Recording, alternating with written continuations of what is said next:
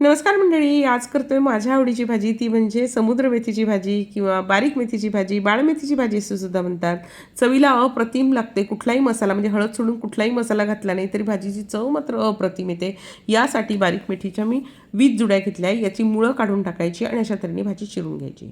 भाजी चिरली की त्यानंतर भरपूर पाण्याने धुवून घ्यायची आणि 3 ते 4 वेळा धुवायची, कारण या भाजीमध्ये ना खूप माती असते. त्यामुळे ती पूर्ण माती निघावी यासाठी 3 ते 4 वेळा धुवून घ्यायची आणि त्यानंतर निथळून घ्यायची आहे. तुम्हाला माती दाखवते किती निघाली. बऱ्याच ताईंनी मला DM केलं की भाजी आधी धुवून घ्यायची मग चिरायची, परंतु ही भाजी मात्र आधी चिरून नंतरच धुवावं लागते, कारण यामध्ये भरपूर माती असते. कढईमध्ये तेल गरम केले, 3 ते 4 चमचे तेल गरम केले, त्यामध्ये मोहरी घातली. मोहरी तडतडली की 2 मध्यम आकाराचे कांदे आणि मिरच्या आपण मस्तपैकी नरम होईपर्यंत परतून घ्यायच्या आहे. कांदा नरम झाला की त्यामध्ये 10 ते 12 लसूण पाकळ्या ठेचून घातलेल्या आहे. या मेथीला ना जास्त लसूण घातला की भाजीला चव छान येते. त्यानंतर आपण घेतला आहे एक बटाटा घेतलेला आहे, कच्चा बटाटा घेतला आहे, सोलून घ्यायचा आणि त्याच्या अशा काचऱ्या करून घ्यायच्या आहे.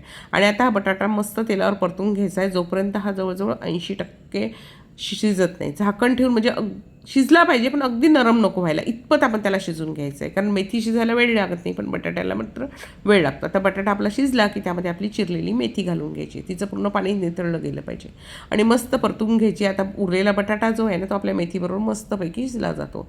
भाजी थोडीशी अजून कमी झाली की नंतर त्यामध्ये मीठ घालायचं, म्हणजे मिठाचं प्रमाण जे आहे ना ते जास्त होत नाही. या भाजीला कुठलाही मसाला घातला नाही, हळद सोडून. तुम्हाला हवं असल्यास थोडीशी धना पावडर घालू शकता, परंतु तीसुद्धा घालायचीच गरज मला वाटली नाही, कारण भाजीला स्वतःची अशी मस्त चव आहे. तर अशी ही भाजी नक्की करून बघा.